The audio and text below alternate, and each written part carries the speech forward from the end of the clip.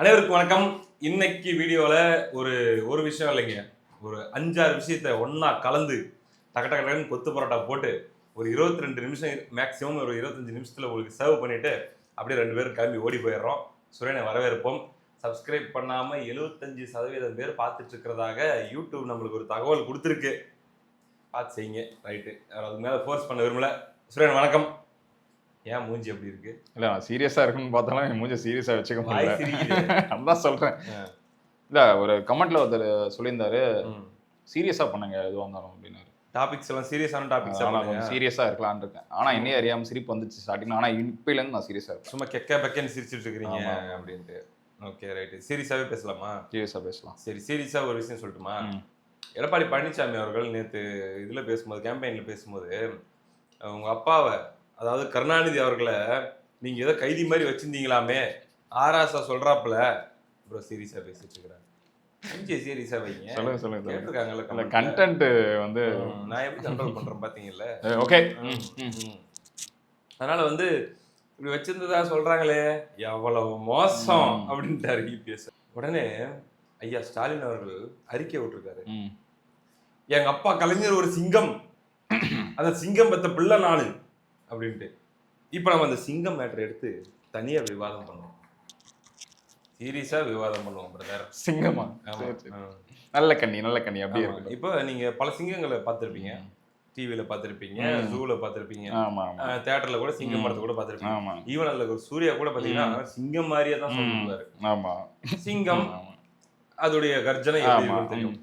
இப்போ கருணாநிதி அவர்கள் ஒரு சிங்கம் அப்படின்னு சொல்லி ஐயா ஸ்டாலின் சொல்றாரு. இந்த முதல் முறையாக இந்த சிங்கத்துடைய கர்ஜனை எப்படி இருக்குதுன்னு சொல்லி உலக தொலைக்காட்சி வரலாற்றில் முதல் முறையாக நம்ம மக்களுக்கு நம்ம போட்டு காட்ட போறோம். நண்பா, அதை போட்டு காட்டிருங்க. மொரட்டு கர்ஜனை.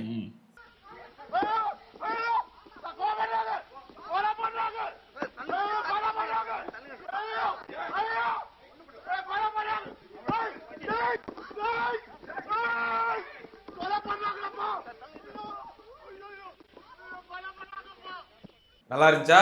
இந்த சிங்கத்தோட இன்னொரு இதுவும் இருக்கு. அது என்ன தெரியுமா? நான் உள்ளாடையே போடவில்லை அப்படின்னு சொன்னாங்களாமா? உங்களுக்கு தெரியாது? அது போலீஸ் அரெஸ்ட் பண்ண வரப்போ அது சொல்லியிருக்காராம். அப்படி சொன்னதாக ஒரு தகவல். ஆமா, எனக்கு தெரியாது. தகவல் எப்படி சிங்கத்துடைய கர்ஜனை சுரேந்தர்? ஆமா, ரொம்ப பயங்கரமா இருந்தது. மிரண்டிங்களா? அது தெரியும்ல, சிங்கம் கத்தனா வந்து ஆல்மோஸ்ட் ஒரு 2 கிலோமீட்டர் ரேடியஸ்ல காட்டுமா? இது தமிழ்நாடு ஃபுல்லா கேட்டுச்சு இல்ல, வேற லெவலு. ஸோ அப்படி ஒரு சிங்கம் பெத்த பிள்ளை நானு, எங்க அப்பாவை பத்தி பேசுறீங்களா அப்படிங்கிற மாதிரி ஐயா ஸ்டாலின் அவர்கள் கர்ஜித்து இருக்கிறார். இந்த சூழல்ல அடுத்ததா பார்க்கணும்னா பாட்டும் பாடி இருக்கிறார். ஐயா ஸ்டாலின் பாட்டு பாடி நீங்க பாத்திருக்கீங்களா? பல வாட்டி பார்த்துருக்கேன். வைபு வித் ஸ்டாலின்ல பாட்டு அந்த டான்ஸ் ஆடி தான் பார்த்துருக்கேன். பழைய படத்தில் நடிச்சதுங்க. நான் சொல்றது பாலிடிக்ஸ்ல ஸ்டேஜ்ல டான்ஸ்னு என் வாயில வந்து பாட்டு பாடினாரே, நீங்க பார்க்கலையா? இதுக்கு முன்னாடி லாஸ்டா வைபு வித் ஸ்டாலின்ல ஒரு பாட்டு, காகித ஓடம். அது இல்ல, நீ இல்லாத உலகத்திலே ஆமா நிம்மதி இல்லை அப்படின்ற மாதிரி ரொம்ப அழகா சுதி தப்பாம பாடியிருப்பாரு. எக்ஸ்ட்ரானரியா. இப்ப பாட்டு மட்டும் பாடினா பார்த்தது. ஏற்கனவே அவரு ஒரு கவிஞர், நீ பெரும் கவிஞன் நிரந்தர இளைஞன் அப்படின்னு ஒரு பாட்டுல கமலஹாசனுக்காக பாடியிருப்பாங்க. அது அவருக்கு பொருந்தாது, இவருக்கு தான் பொருந்தும். அப்ப அவர் என்ன சொல்லிருப்பாருன்னா, அந்த அன்பே அமுதே இன்பமே இனிய தென்றலே கனியே மரகத மணியே மாணிக்க சுடரே மண்பத விளக்கே ஆஹா முனியம்மா நீ கனியம்மா மல்லிகை கொடியம்மா அப்படின்ற மாதிரிலாம் மார்கழி மலரம்மா. உங்களுக்கும் தெரியுமா அந்த கவிதை? அப்படிலாம் பாடி இருப்பாரு கவிதையில. பட் இந்த முறை கவிதை இல்லையா, சாங் தான். போன தடவை நான் வந்து மத்தவங்க எழுதி மத்தவங்க டியூன் போட்ட பாட்டை நான் பாடினேன், ஒன்லி வாய்ஸ் தான் கொடுத்தேன். இந்த தடவை லிரிக்ஸே எந்துதான், டியூனும் எந்துதான், அந்த பாட்டுக்கு ஆக்ஷனும் எந்துதான், எல்லாமே எந்துதான். டிஆர் மாதிரி அப்படின்னு சொல்லி ஒரு பாட்டு பாடிருக்காருங்க. வாயில மியூசிக் கொடுப்பாரு. இல்ல அது கொடுக்கல அவரு. சூப்பர் ஸ்டார் யாருன்னு கேட்டா அந்த பாடலை ஐயா ஸ்டாலின் வெர்ஷன்ல ஒரு தடவை நீங்க கேட்டுருங்க நண்பா, பார்த்து செஞ்சு விடுங்க. சூப்பர் ஸ்டார் யாருன்னு கேட்டா நபருக்கா திமுக தேர்தல் அறிக்கைன்னு சின்ன குழந்தையும் சொல்லும். நல்லா இருக்கு, சிறப்பா இருக்கு. இது நல்லா இருக்காது, இது சிறப்பா இருக்கா? சூப்பரா இருக்கு. இது அது என்னது கையில ஏதோ ஒன்று சூப்பர் ஸ்டார் யாருன்னு கேட்டா சின்ன குழந்தைன்னு சொல்ல முடியாது. 8000 ரூபாய்க்கு கூப்பன் கொடுத்துருக்காங்க. கூப்பன் அப்படின்னு சொல்லி இப்படி இப்படி இப்படி ஓடுறாரு. சின்ன குழந்தையும் என்ன சொல்லும்? ரஜினிகாந்த்னு சொல்லுவாங்க. சரியா? அது நீ இந்த இதை காமிச்சு சின்ன குழந்தைன்னு சொல்லுங்கிறியே, ஏதாவது பிரோஜனம் இருக்கா சின்ன குழந்தை சொல்றதுனால? அதை லிரிக்ஸையாவது கொஞ்சம் கரெக்ட் பண்ணிருக்கலாம். ரைட்டா? இது ஒரு பக்கம் இருக்க, அடுத்ததாக ஐயா ஸ்டாலின் அவர்களுடைய இந்த மேடை வீச்சு இதோடு நின்று விடவில்லை. இப்படிங்கிறாரா வீச்சுனோன்னா? இல்லைங்க, அது வேற. இந்த வீச்சா? இது நான் சொல்றது வாயிலிருந்து வர வீச்சு. இந்த வீச்சு.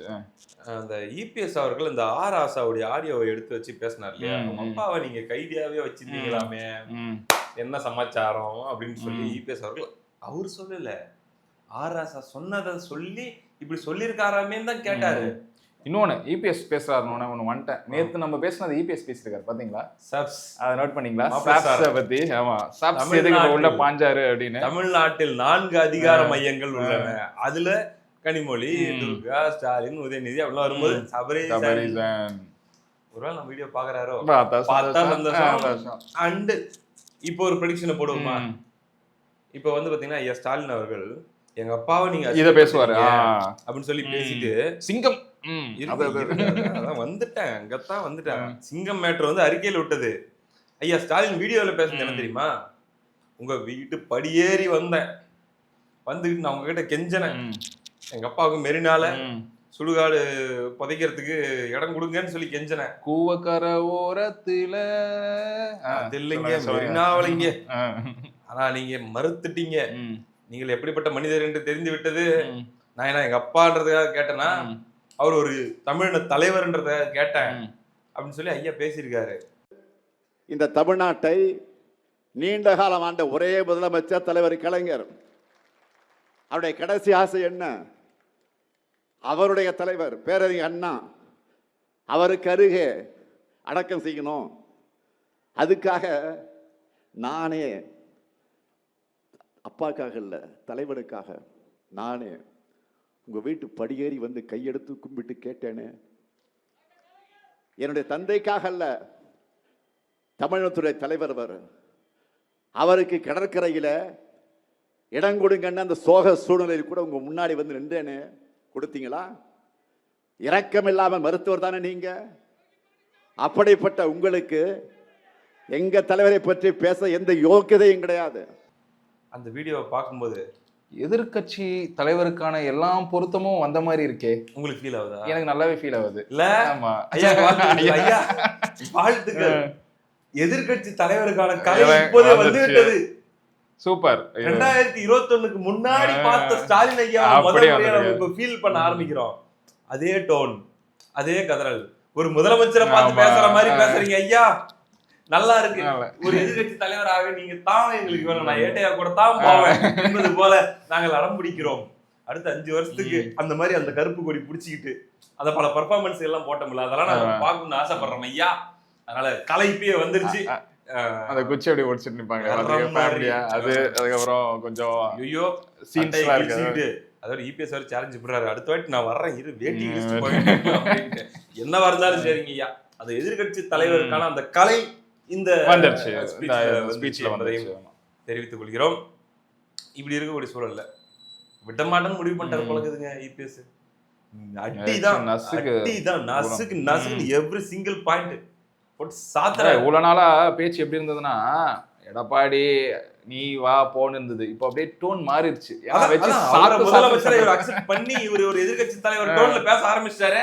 அதனால அந்த அந்த வாரம் அப்படியே மாறுது. இபிஎஸ் பக்கம் வந்து இவங்களுக்கே தெரியுது, ஓகே நம்ம வந்து கடையை மூட வேண்டிய நேரம் வந்துருச்சு. இந்த நேரம் இது மட்டும் இல்லாமல் கூட்டணி கட்சிகளும் அதுக்கு ஏத்த மாதிரி எல்லாருமே டல் ஆயிட்டாங்க, எல்லாம் ஒத்துக்கிட்டாங்க இது வந்து தேராது. அது இல்லாம இந்த கூட்டணி இந்த எலெக்ஷனுக்கு அப்புறம் அவ்வளவுதான் அழிஞ்சிடும் அப்படின்னு கூட்டணி கட்சியில இருக்கிறவங்களே சொல்றாங்க. சோ இந்த விசிகா, காங்கிரஸ், இடதுசாரிகள், மக்கள் நீதி மையம் அண்ட் ஜவஹர்லா முஸ்லீம் லீக் இவங்கெல்லாம் சேர்ந்து சந்திக்கிற கடைசி தேர்தல் இதுன்னு எடுத்துக்கலாம். ஆமா ஆமா, அதுதான் உண்மை. அதுக்குள்ள அவ்வளோ டீப் பாலிடிக்ஸ் இருக்குது ப்ரோ. ஐயோ, தொடர்ந்து பிரச்சனை, தொடர்ந்து இந்த சைட்ல இருந்து ஒரு சவுண்டு, அந்த சைட்ல இருந்து ஒரு சவுண்டு. நான் என்ன கேட்கிறேன், ஏன் இப்படி பயணிக்கிறீங்க? உங்களுக்கு தான் விருப்பம் இல்லைல்ல, இவ்வளோ பிரச்சனை இருக்கு, யாருக்கும் சாட்டிஸ்ஃபேக்ஷன் இல்லைன்னா எதுக்கு வலுக்கட்டாயமா பண்ணிக்கணும்? அதோட கட்டாயம் என்ன? உங்களுக்கு நீங்க கல்லா கட்டுறீங்கிறது தெரிஞ்சிச்சா? கல்லா கட்டுறதுக்காக தான் உங்க கூட பயணிக்கிறீங்க. அதுதான் உண்மையான உண்மை. இப்போ என்டிஏல பாத்தீங்கன்னா ஆல்ரெடி பாமக வீரியமா அவங்க பிரச்சாரத்தை ஆரம்பிச்சிட்டாங்க. அன்புமணி ராமதாஸ் நேத்து சேலஞ்ச் பண்றாரு. தமிழ்நாட்டில் நடந்திருக்கிறது 5 வருஷத்துல வந்திருக்க கிரைம் அத்தனைக்கும், ஊழல் அத்தனைக்கும் என்னால ஆதாரம் காட்ட முடியும், என்கிட்ட ஆதாரம் இருக்கு அப்படிங்கிற அளவுக்கு வீரியமான பிரச்சாரத்தை பாமக ஆரம்பிச்சிட்டாங்க. அதே மாதிரி தினகரன் அமமுக அவங்களும் பாத்தீங்கன்னா பயங்கர எக்ஸ்டென்சிவா அவங்களுடைய பிரச்சாரத்தை எடுத்துட்டு போறாங்க. எடப்பாடியார் சொல்லவே தேவையில்லை, ஒரு நாளைக்கு 5 தொகுதி 6 தொகுதி கவர் பண்ணி போட்டு தள்ளினேங்கிறாரு, போயினேங்கிறாரு. ஆனா நீங்க நல்லா நோட் பண்ணி பாருங்க, இந்த கேம்ப்ல ஸ்டாலின் பிரச்சாரம் பண்றாரு. எல்லா கட்சியும் 28 கட்சி கூட்டணி. ஒரே நிமிஷம், சாரி இன்டரப்ட் பண்றது. ஸ்டாலின் பிரச்சாரம் என்ன பாத்தீங்களா? மேடையில ரேப் பண்றவங்க, மொலஸ்ட் பண்றவங்க, ரேப் தான் நினைக்கிறேன், மொலஸ்ட் கிடையாது, பண்றவங்களுக்கு தூக்கு தண்டனையா அவர் கொடுப்பாருமா? 5 வருஷம் முடிஞ்சிருச்சு. உங்க கட்சியில பாதி பேர் இருக்க மாட்டாங்க சார். 2.0 கொடுத்தீங்கன்னா வந்து நாங்க எல்லாத்தையும் அவர் என்ன தூக்கு தண்டனை கொடுப்பாராம். கட்சியில பாதி பேர் தூக்குல மாட்டி செத்துருக்கணும். அவங்க பாதி பேர் தெய்வமே. அதான் இவரு சொல்றாருல, சேகர் பாபு ஒரு 4-5 நாளைக்கு முன்னாடி தானே, ராத்திரி நடு ராத்திரி 12 மணிக்கு ஒரு பெண் தனியாக நடந்து செல்வது போல சுதந்திரமாக பாதுகாப்பாக உள்ளது இந்த தமிழ்நாடு. எந்த தெருல தெரியலீங்க, எந்த தெரு அது? அவர் ஏதாவது வெளியூர் பயணத்துல போயிட்டு அங்கே ஏதாவது சொல்லியிருப்பாருங்க சும்மா பக்கத்துல இருக்கிறவங்க கிட்ட. இவரு நம்ம ஐயா ஸ்டாலின் வீடுல எங்க இருக்குது? இங்க செனடாப் ரோட். ஒருவேளை அந்த குறிப்பிட்ட தெருவில், ஏன்னா ஃபுல்லா போலீஸ் போட்டிருப்பாங்க அவர் பாதுகாப்புக்கு, அந்த தெருவில் மட்டும் ஒரு 100 மீட்டருக்கு அப்படி தனியா போயிட்டு இப்படி தனியா வந்துடலாம் போல இருக்குது. அங்க அது கூட கட்சிக்காரங்க இருந்தா டவுட் தான் ப்ரோ. இது உங்க கருத்து ப்ரோ, சரியா? என்ன ஏங்க, முக்காவாசி பிரச்சனை காரணமே கட்சிக்காரங்க தானாங்க. நீங்க திமுக நிர்வாகி அங்க கை வைத்தார், திமுக நிர்வாகி இடுப்பைக்கு நாங்க சும்மா இருக்க மாட்டோம். வந்து சரி விடுங்க, சரியா? சோ அப்படி இப்படி இருக்க இவங்களுடைய அந்த பிரச்சார கூட்டங்கள்ல கூட்டணி கட்சிகள் யாருமே கோஆபரேட் பண்ண மாட்டேங்கிறாங்கன்னு ஒரு செய்தி. இதுல இன்னொரு விஷயம் கவனிக்கணும் ப்ரோ. அவங்க கூட்டணி கட்சிகள் இருக்காங்கல்ல, அவங்க இன்னும் அவங்களோட ஸ்கெடியூல் கூட இன்னும் இல்லையா? ராகுல் காந்தி எப்போ வராப்ல யாருக்கும் தெரியாது. வரதா கூட இன்னும் தகவல் வரல, டேட்டு கூட வரல. என்டிஏல ஆல்ரெடி மோடி 2 தடவை வந்துட்டு போயிட்டாரு, அமித்ஷா 2 தடவை வந்துட்டு போயிட்டாரு, எல்லாமே போயிட்டு. ஆமா, இப்ப கூட பாண்டிச்சேரி வராருன்னு நினைக்கிறேன் மோடி. ஆனா இங்க எப்போ வரான்னு தெரியாது. அடுத்ததா பாத்தீங்கன்னா திருமாவளவன் அவரும் அவருடைய ஸ்கெடியூல் இன்னும் வரைக்கும் வெளியிடவே இல்லை. திமுக கூட்டணியை ஆதரிச்சு எந்தெந்த தொகுதியை பிரச்சாரம் பண்ண போறாருன்ற பட்டியலே இன்னும் வரல. ஆனா தகவல் என்ன வருதுன்னா, அவர் வந்து வெறும் அவர் வேட்பாளரை நிக்கிற காரணத்தை வச்சு அப்படியே அவங்க சிகாட்களுக்கு மட்டும் அவர் பண்ண போறாரு அப்படின்ட்டு. சேம் பிரேமலதா பிரச்சாரம் பண்றாங்க. எங்க பண்றாங்கன்னா ஒன்லி அவங்களோட நிக்கிறாங்களோ பண்றாங்க. இது ஒரு மாதிரி அவங்க ஒரு அணியா நின்னாலுமே அவங்க சேஃப்டி மட்டும் அவங்க பாத்துக்கிட்டு மத்த இதெல்லாம் அவங்க எக்கேட கட்டு போட்டோம். ஏன்னா நெக்ஸ்ட் 5 இயர்ஸ்ல நம்ம சர்வைவல் தான் மேட்ரு அப்படிங்கிற மோட்ல சுத்தமா ஒருத்தருக்கு ஒருத்தர் வேலை செஞ்சிக்காம அப்படி விலகி நிக்கிற மாதிரியான ஒரு சூழ்நிலை. இது நீங்க பேசிட்டு இருக்கும்போது ஜோதிமணி ஸ்டேட்மெண்ட் இப்போ கொடுத்துருக்காங்க. அவங்க என்ன சொல்றாங்க, அவங்களோட சமூகத்தை ஒருத்தங்களுக்கு கூட கோயம்புத்தூர்ல கொடுக்கல அந்த ஒரு நியூஸ். இன்னொன்னு என்னன்னா, செல்வ பெருந்தைகளுக்கு தமிழ்நாடுல இருக்கிற காங்கிரஸ் ஃபியூச்சரை பத்தி அக்கறையே கிடையாது. எக்கேடு கெட்டு போனா என்னன்னு இருக்காரு. அதாவது 38 சம்திங் அவங்க என்ன சொல்றாங்கன்னா, கொங்கு மண்டலத்துல ஒரு தொகுதியில கூட கொங்கு வேளாளர் சமூகத்துக்கு சீட் கொடுக்கவே இல்லை. அண்டு 6 தனி தொகுதியே ஏதோ நிக்குது காங்கிரஸ். அதுல ஒரு இடத்துல கூட அருந்ததியர் சமூகத்தை சார்ந்தவங்களுக்கு சீட் கொடுக்கல. இது ராகுல் காந்தியுடைய சமூக நீதி கொள்கைக்கு எதிரானது, காங்கிரஸுடைய சமூக நீதி கொள்கைக்கு எதிரானது. இங்க நடந்தது ஒரு கேலி கூத்து. இந்த வேட்பாளர் தேர்வுன்ற பேர்ல நடந்தது ஒரு கேலி கூத்துன்றாங்க. ஜோதிமணி அவங்களுக்கு என்ன சொல்றேன், இது ராகுல் காந்தி கொள்கைக்கு எதிராக. ராகுல் காந்தி என்ன பண்ணிட்டு இருக்காரு? ராகுல் காந்தி தூங்கிட்டு இருக்காரு. இல்ல, ராகுல் காந்தி கொள்கைக்கு ராகுல் காந்தி தானே இங்க வந்து பண்ணணும். ராகுல் காந்தி தானே இறங்கி சொல்ல முடியாதுன்னா முடியாது. ஏன் அந்த டெசிஷன் உங்களால எடுக்க முடியல? இதுல என்ன தெரியுது, Tamil Nadu Congress fully control by DMK. சரியா? இது வந்து ராகுல் காந்தி மிரட்டுறது. நீ கேட்கலன்னா இங்க இருக்கிறதும் இல்லாம போயிடும். அதனால ராகுல் காந்தி அதே பப்புவாக வாழ்ந்து கொண்டு இருக்கிறார். அதுல இருந்து லைட்டா ரெக்கவர் பண்ணி எடுக்க முடியுமான்னு திரும்ப ட்ரை பண்ணிட்டு இருக்காரு. ஓகேவா? சில ஆபரேஷன்ஸ் எல்லாம் அவங்க கட்சிகள் நடந்துட்டு, சில அறுவை சிகிச்சைகள் எல்லாம் நடந்துச்சு. ஃபெயிலியர். எல்லா சிகிச்சையும் ஃபெயிலியர் தான். அதுதான் உண்மை. நீங்க பார்த்து தானே இருக்கீங்க. டூ லேட்டா 5 கோடி ரூபா 3 கோடி ரூபா கேட்டு கல்லா கட்டிட்டு இருக்காரு. பெரும் தொகை. சரியா? திரும்ப விசிகா பத்தி விசிகா சொல்றீங்களா? இது சொல்றேன். அவரு சர்ஜரி பண்றது வந்து சக்சஸ்ஃபுல்லா ஆகிறதுக்கு வாய்ப்பு இருக்கு. ரிசல்ட்டுக்கு அப்புறம் தான் தெரியும். அது வாய்ப்பு இருக்கு. வீட்டுக்கு எத்தனை சீட் ஜெயிக்கிறாங்கன்றத பொறுத்து தான் தெரியும். எப்போ வந்து திமுக ஆதரவு அவங்க கட்சிக்காரங்களை அவர் வந்து கிளப்பி விட்டாரோ அப்பையில இருந்தே அவர் விழித்து கொண்டார். பார்க்கலாம். இதுல செல்வ பெரும் தொகை இருக்காரு இல்லையா, அவர் மறுபடியும் ஸ்ரீபெரும்புதூர் தொகுதி. ஆமா, காலி காலியா காலி டப்பா டான்ஸ் பாருங்க. ஸ்பிக் மீடியா இடமலம் அவங்க சர்வேல ஆக்சுவலி 2025 சர்வேல நம்ம செக் பண்ணிட்டோம். யூஸ்வலா டிஎம்கே கேண்டிடேட்ஸ் பல பேருக்கு வந்து பாத்தீங்கன்னா இந்த 2026 மார்ச் ஏப்ரல்ல தான் அவங்க தோக்குறாங்களா இல்லையான்றத பத்தின ஒரு கிளாரிட்டி கிடைக்கும். நிறைய இப்படி டஃப்பா இருக்குன்னு தான் அந்த சர்வே வந்துச்சு. ஆனா ஒரு குறிப்பிட்ட தொகுதி மட்டும் அப்படி பளிச்சுன்னு வந்துச்சு. அது என்னன்னா செல்வ பெருந்தகை ஸ்ரீபெரும்புதூர் 100% தோக்குறாரு. அப்படி ஒரு வெறுப்பு, அப்படி ஒரு எதிர்ப்பு. ஒண்ணுமே பண்ணல ப்ரோ அவங்க தொகுதியில. இந்த வேஸ்ட் மேனேஜ்மெண்டா குப்பை அது நிறைய இருக்கு. அது டீடைல் நிறைய இருக்கு. ஸ்கிராப்ல வந்து எங்கெங்கெல்லாம் காசு போகுது, திமுக யார் யாருக்கெல்லாம் பிரிச்சு கொடுக்குறதுங்கிறதே ஒரு பெரிய அதை எடுத்து பேசினாலே போயிடும் நம்மளுக்கு 1 மணி நேரம். ஆத்திரத்துல இருக்காங்க. அவ்வளவு ஆத்திரத்துல அந்த தொகுதியில் இருக்காங்க. வேற கல்லா கட்டிட்டு எதுவும் பண்ணல. காசு வருதா? எல்லாத்துலயும் காசுங்க. இதெல்லாம் இல்ல. ஒரு மீட்டிங்கா, ஒரு இதுவா, இந்த மூவா காசு இப்படியே இருந்தா பின்ன எங்க போய் முடியும்?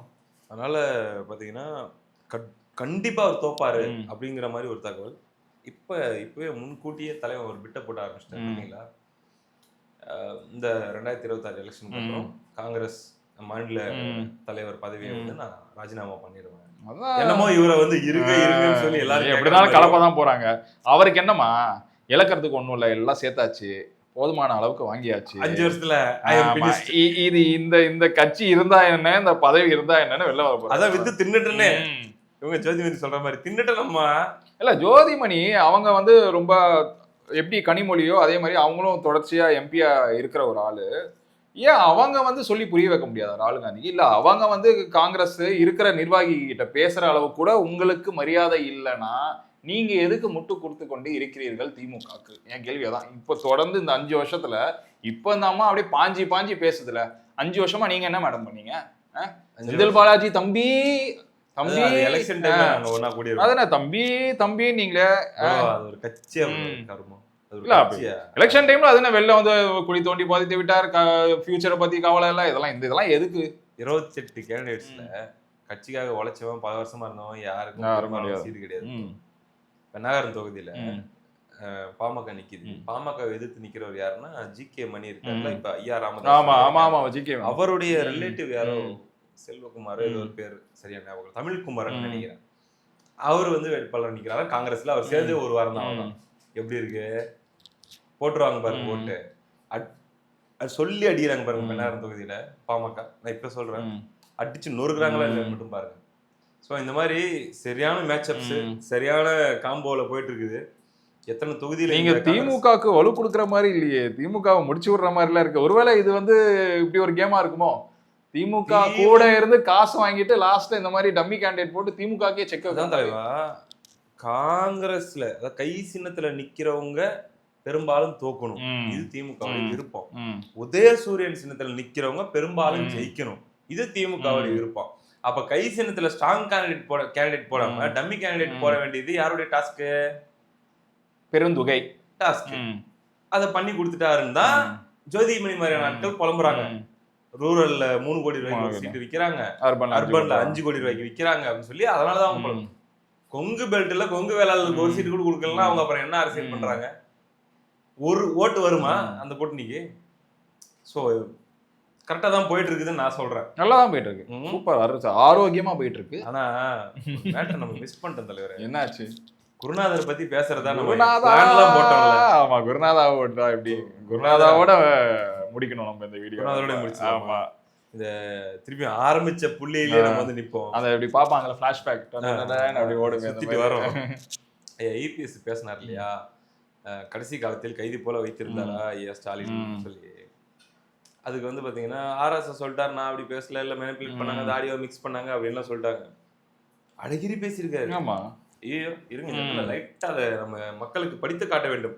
ஒரு நாள் ஒரு நேரத்துல வந்த செய்தி இல்லைங்க, பல்வேறு நாட்களில் பல்வேறு நேரத்தில் வந்த செய்தியை இந்த நேரத்தில் நான் பகிர விரும்புகிறேன். 3 நியூஸ் பேப்பர் கட்டிங் ஒரே நேரத்துல. MKS மாதிரி MKA சொல்லியிருக்காரு. அத வந்து MKA சொல்லியிருக்காரு.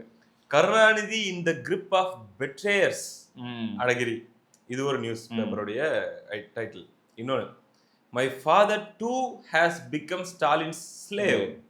இதுவும் அழகிரி அவர்கள் சொன்னதுதான் கடந்த காலங்களில். அடுத்ததாக இப்ப வருது பாருங்க, இபிஎஸ் அவர்கள் சொன்ன பாயிண்ட், அதாவது ஆராசா சொன்னதாக இபிஎஸ் சொன்ன point, my father is being held a prisoner.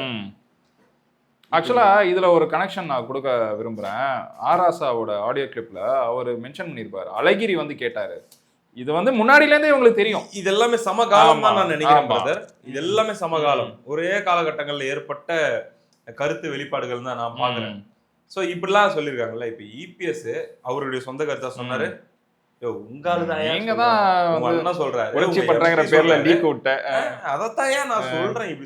இதெல்லாம் மோசம் அப்படின்னு தான் நான் சொல்றேன்னு சொன்னாரு. அதுக்கு எங்க அப்பா சிங்கம் தெரியுமா, நான் யாரு தெரியுமா அப்படின்ட்டு இவர் வந்து பில்டப். ஏன் உன் வார்த்தை ஏன் இந்த லீக் ஆனதை பத்தி ஒரு நியூஸ் இல்ல? பக்கமே போல. இதுல இன்னொரு பாயிண்ட் இருக்கு. இந்த ஒரு பாயிண்ட்டுக்கு கேள்வி கேட்டீங்க, பதில் சொல்லிட்டீங்க. இன்னும் 10 பாயிண்ட் இருக்கு. கலைஞர் டிவி காசு, அதுக்கப்புறம் பாத்தீங்கன்னா கனிமொழிக்கு சீட்டு, இதெல்லாம் விளக்கம் கொடுங்க. இத பத்தி பேசுங்க. ஸ்கிரிப்ட்ல இல்லங்க, அதெல்லாம் டாடி பத்தி மட்டும் பேசுறீங்க. மத்தது அந்த ஸ்கிரிப்ட்ல ஒரு சீட்டை வச்சு படிப்பார்ல, அதுல அத பத்தி கிடையாதுங்க. இருந்தா அதெல்லாம் சொல்லுவாரு. எப்படி அது விவரம்? நீங்க அவ்வளவு விவரமா நீங்க இபிஎஸ் பேசுறதுக்கு பதிலடி கொடுக்கறதா இருந்தா இபிஎஸ் 10 பாயிண்ட் சொன்னாரு ஆராசா சொன்னதாக. அந்த 10 பாயிண்ட்டுக்கு விளக்கம் சொல்லுங்க. இவர் எப்படின்னா, அவங்க தந்தையார வச்சு ஒரு அரசியல், ஒரு சென்டிமெண்ட் இந்த மாதிரி இருக்கும்போதே சென்டிமெண்ட் வரல. இதுல என்ன காமெடி தெரியுமா, அது சென்டிமெண்ட் போறது போட்டுக்கலாம். சிங்கம்னு சொன்ன பாரு, அந்த சென்டிமெண்ட் மண்ணோட மண்ணா பேசிட்டா. இதுக்கு உதவி செய்யற குரல் கொடுக்குறேன்னு சொல்லி தான் குருநாதர் வந்திருக்காரு. குருநாதர் வைகோ. கலைஞர் ஒரு சிங்கம், அந்த சிங்கத்தை தங்கம் மாதிரி போற்றி பாதுகாத்தவர் எங்க ஸ்டாலின். இதை பத்தி தப்பா பேசுகிறீர்களே எடப்பாடி பழனிசாமி அவர்களே. அப்படியா?